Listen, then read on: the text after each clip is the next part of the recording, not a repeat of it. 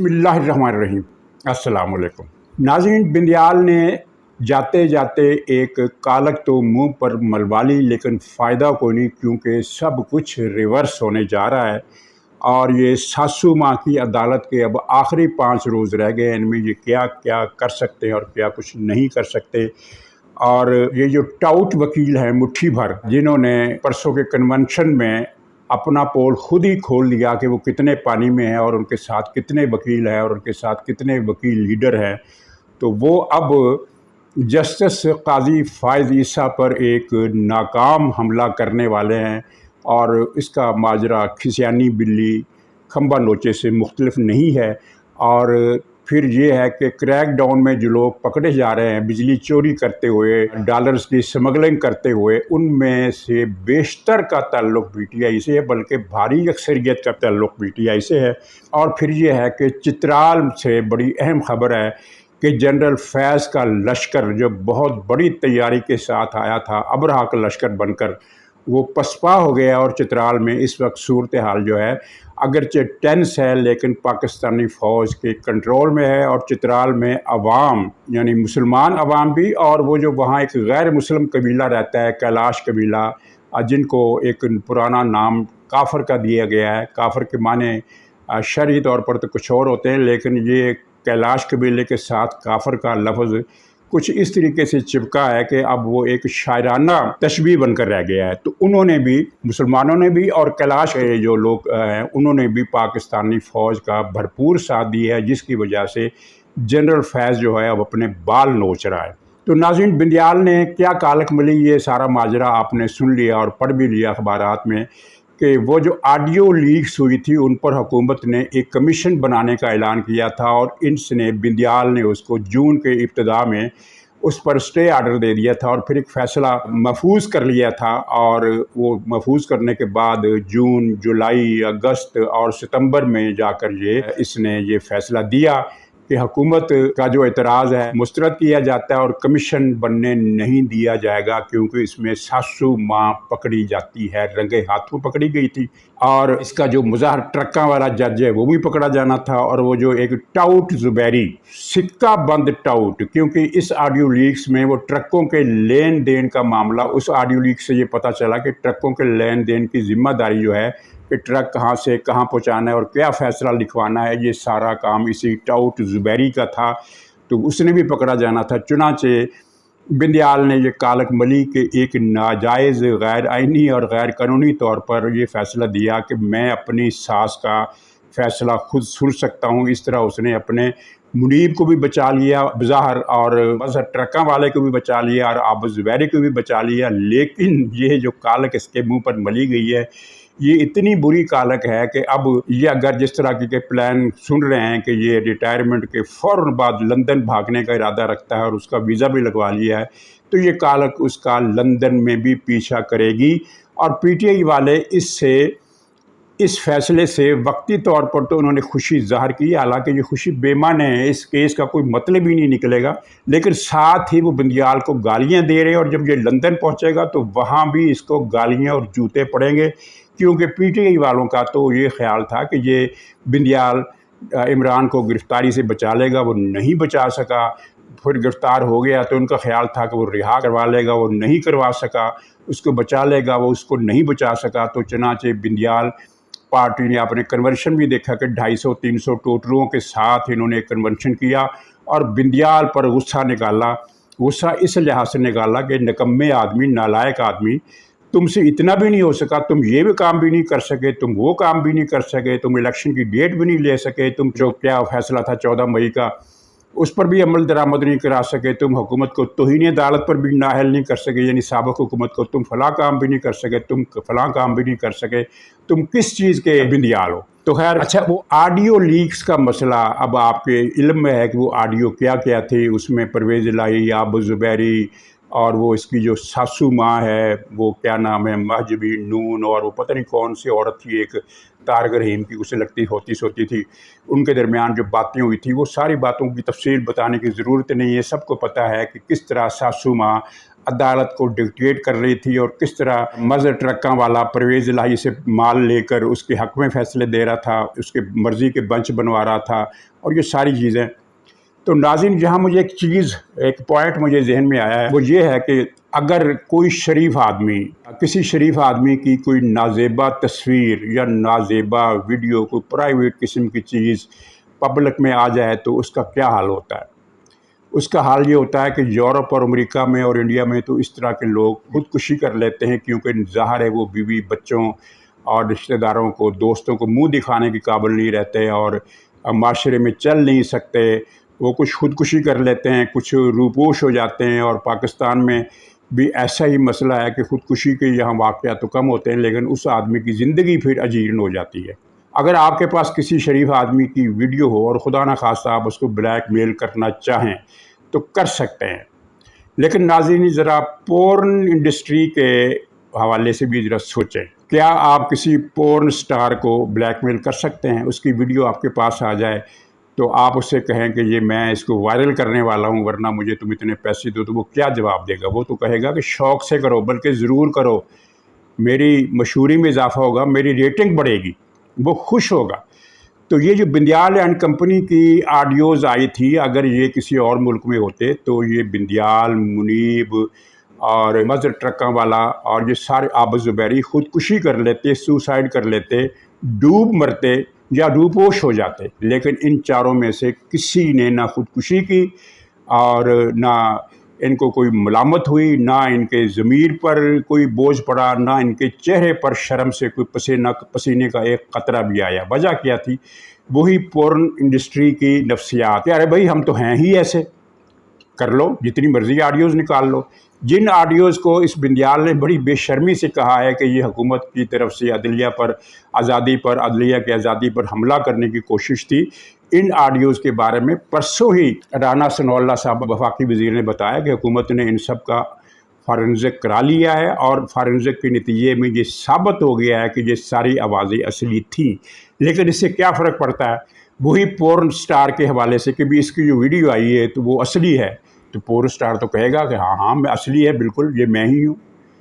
میری تو شہرت میں اضافہ ہو رہا ہے، میری تو مقبولیت میں اضافہ ہو رہا ہے، کیونکہ اس کا تو حلقہ ہی اور ہے۔ تو یہی ان چار ججوں کی حالت ہے کہ بجائے شرمسار ہونے کے الٹا حکومت کو کہہ رہے ہیں کہ یہ بدنیتی پر مبنی ہے اور حکومت نے عدلیہ کی آزادی پر حملہ کیا ہے۔ لیکن خیر اب ہوگا کیا؟ اب ان کے پاس ہے 5 دن، ساسو ماں کی کورٹ کے پاس 5 دن ہے، پیر، منگل، بدھ، جمعرات، جمعہ، ہفتے کی چھٹی ہے اور 16 اتوار کو اس کا آخری دن ہے ٹیکنیکلی، اور 17 کو نئے چیف جسٹس نے چارج سنبھال لینا ہے۔ اب اس میں کیا فیصلے متوقع ہیں؟ ایک تو خیر وہ فیصلہ کلیئر کٹ ہے، اس نے لانا ہے وہ نیب آرڈیننس کا، اس میں کیا سرپرائز دے گا، کیا اس میں انوکھی بات نکالے گا؟ جو بھی انوکھی بات نکالے گا کوئی زیرو بم کا فرق نہیں پڑے گا، وہی زیرو بم جو پہلے سے رہیں گے، سوائے یہ ہے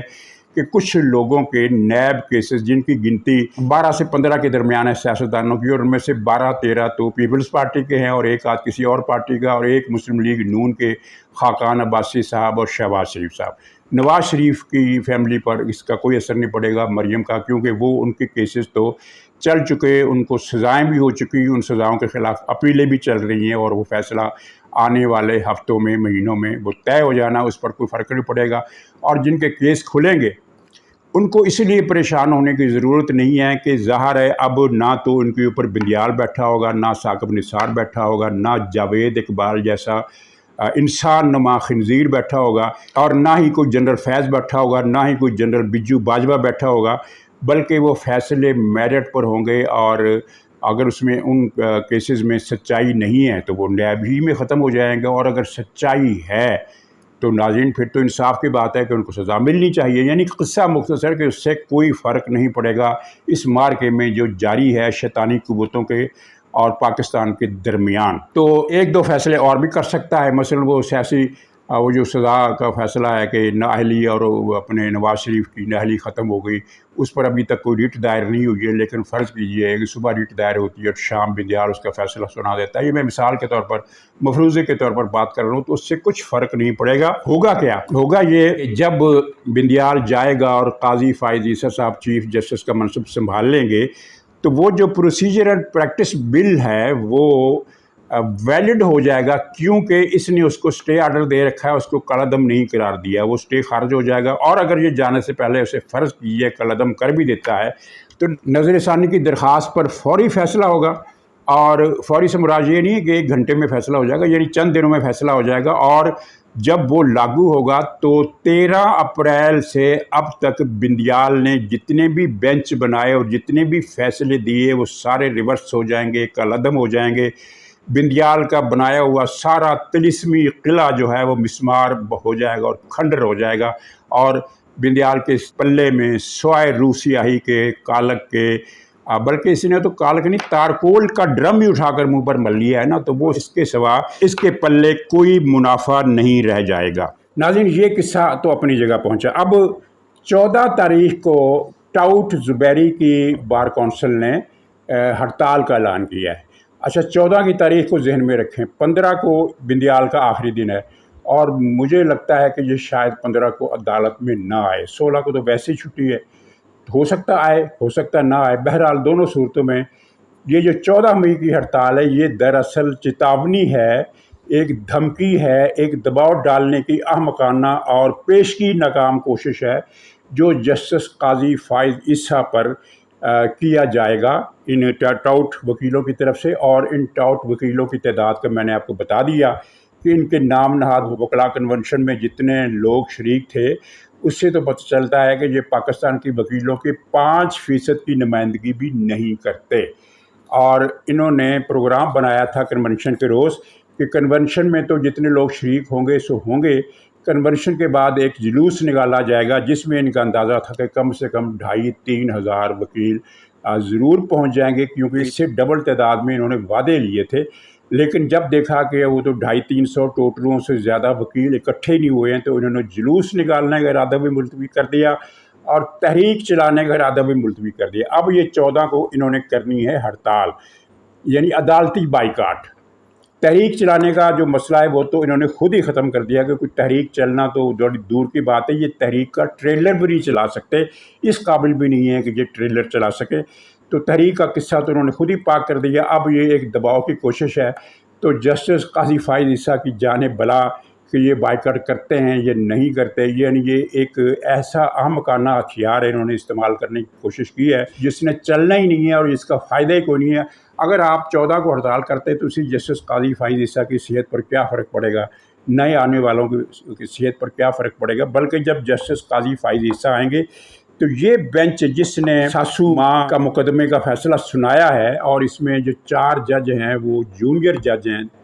वो जूनियर जज जो हैं नाजरीन, वो मैं आपको पेश की खबर सुना दूं कि वो भी वापस अपनी अपनी हाई कोर्ट्स में भेज दिए जाएंगे। और इन जजों को लेकर कौन आया था? मियाँ शहबाज शरीफ, क्योंकि मियाँ शहबाज शरीफ की